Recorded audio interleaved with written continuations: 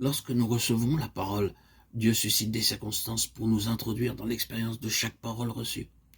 Par exemple, s'il s'agit de la patience, Dieu nous conduira dans des situations dans lesquelles la patience deviendra pour nous une urgente nécessité. S'il s'agit de l'amour fraternel, nous serons bien vite dans la possibilité de pouvoir progresser davantage, à moins d'expérimenter plus pleinement la communion fraternelle. Le fait d'entendre simplement la vérité et de la propager de nos lèvres ne prouve pas que nous ayons l'expérience de la parole que nous avons entendue. Ce n'est qu'en mettant à l'épreuve la puissance contenue dans cette vérité par la mise en pratique que nous pourrons la proclamer. Nous n'acquérons de manière permanente les valeurs de la parole que lorsque nous en payons le prix pour qu'elle devienne nôtre. N'avez-vous jamais été remué en entendant un appel pour une complète reddition de votre cœur? Et n'avez-vous pas pensé ceci? Maintenant, je sais ce qu'est l'entière consécration. Désormais, je suis entièrement au Seigneur. N'avez-vous pas été ému? Oh, nous sommes bien vite exaltés. La parole à laquelle nous avons répondu avec une telle joie doit nous éprouver, et les épreuves qui vont de pair avec la parole démontreront si nous l'avons saisie intellectuellement ou spirituellement. Si nous l'avons reçue superficiellement au niveau de notre âme, nous ne pourrons pas résister face aux épreuves, aux tribulations qui suivront son sillage. Mais si la parole a trouvé place dans l'esprit, des difficultés ne feront que l'enraciner plus profondément dans notre vie. Quand l'or est éprouvé par le feu, la fournaise ne la transforme pas en cuivre.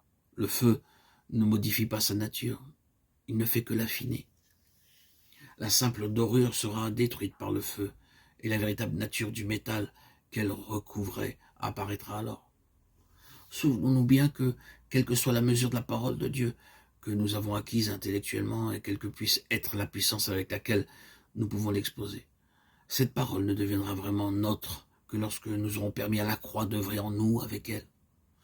Je dois vous avertir que la lumière de Dieu brillera bientôt dans votre vie, et son éclat éprouvera la réelle profondeur de votre expérience. Le soleil ne peut porter atteinte à la croissance qui étend ses racines dans les profondeurs de l'esprit, mais il en sera tout autrement à l'égard de tous ceux qui manquent de racines. Toutes nos déclarations entières consécration à Dieu, toutes nos pieuses prières et nos professions de foi publiques manifesteront alors leur réelle valeur. Beaucoup, hélas, de jeunes chrétiens se sont élancés sur le chemin de la croix avec beaucoup d'espoir, d'espérance, de force et d'énergie. Mais au bout de quelques années ou quelquefois 2 mois, toute cette exaltation, cet enthousiasme, ce zèle s'est évanoui, est parti. Il est bien difficile de déceler en eux aujourd'hui un quelconque signe de vie.